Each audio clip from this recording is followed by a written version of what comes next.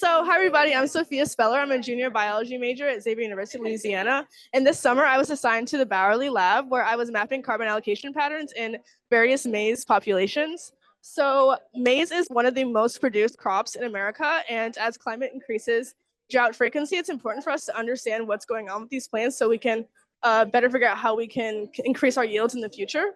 So essentially water and carbon cycles are regulated by the stomata. Under drought conditions, plants close their stomata to prevent water loss. But in the closing of these stomata, we have decreased CO2 uptake, which leads to decreased photosynthesis and disruption in carbon allocation patterns. So we were focused on 6 different genotypes. And what we wanted to do, the goal was to phenotype these genotypes and their stomatal characteristics. So we measured the leaf, fresh and dry biomass, the root shoot ratio, stomata quantity, and stomata density. In my results, I was focused specifically on the root shoot ratio and the stomata density. Essentially, what you would expect with the root shoot ratio is that it would be higher under drought conditions as plants tend to allocate more carbon to the roots to enhance water absorption.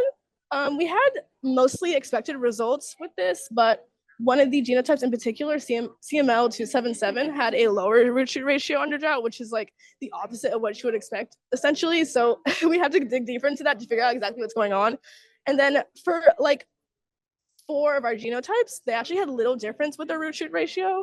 And we figured that maybe they were prioritizing maintenance and attempting to reduce metabolic costs and having an alternative stress response other than just having an increased root shoot ratio. And then with stomata density, the other thing I looked at, you would expect to have a lower stomata density under drought, as less stomata means less water loss, and then less dehydration and failure due to drought.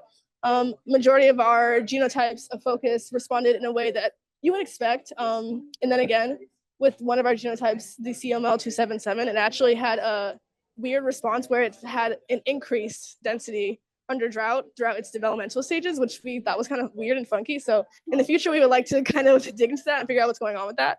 And then in our next steps, one of the most effective ways to see what's going on with carbon allocation in a plant is to do a carbon labeling experiment. Basically, you put in a chamber and you can track like the carbon-13 throughout the plant to figure out where exactly is the carbon in this plant system. So that will be our next steps. And yeah, that's it. Awesome. Thank you so much. This is such an interesting project. I really appreciate you sharing this with us. Okay, perfect. So I know you mentioned a little bit about some of your next steps, but could you tell me a little bit more about if you could continue this project, what kind of research questions would you continue to pursue?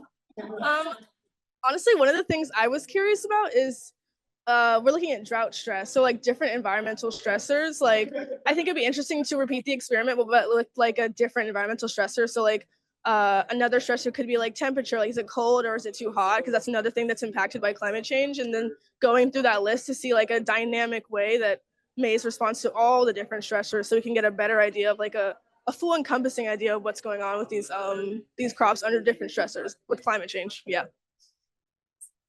Great. Thank you so much, Sophia. I really appreciate it. Great. Thanks.